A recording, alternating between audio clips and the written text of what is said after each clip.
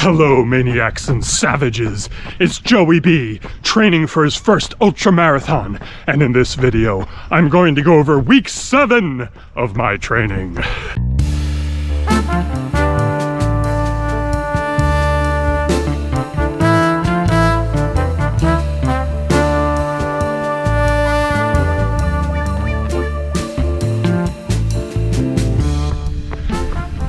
Here we are, week 7.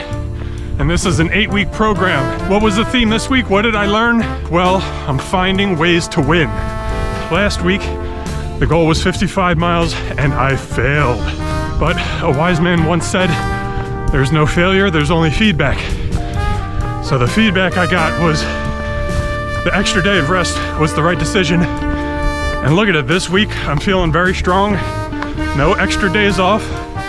I'm here coming up this big hill on a Sunday. I used to be giving myself the flat, easy course from the other videos. Didn't think that was necessary this time. But there's been a lot of times in the last few weeks where if the total mileage for the day was 8 miles, it may have been running 6.5. Then I had to go to work. And then later, after eating dinner, walk around the block or something, get that last mile or two. I mean, I count that. It's still time spent on feet. It's still a focused, sustained, walk. I'm not just adding up steps. When I'm running an ultra, I'm sure I'm gonna be walking.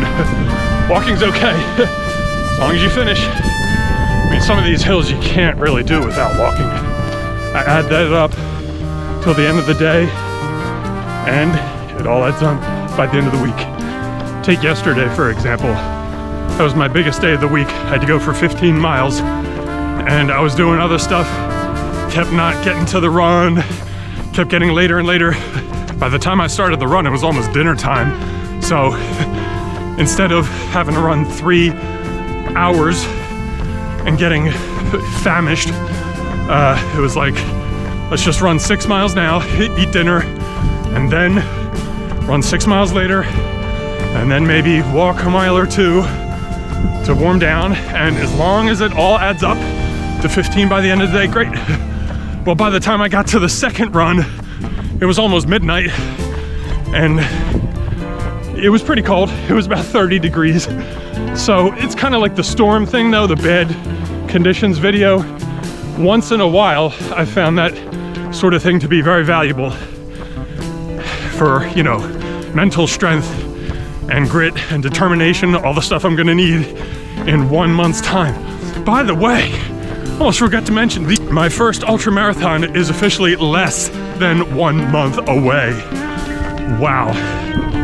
Okay, week 7 review, 2 more weeks to do maximum mileage, 50 miles or more. Let's go. Monday, rested. That's right, resting here at the gym, lifting weights from my upper body, very important.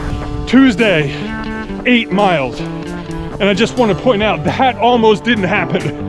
I had to go to the gym after work, and I worked till 8. So I had to do 6 miles on the treadmill. Normally I would never do that. And then walk another 2 miles after that, after the gym closed. So, finding ways to win.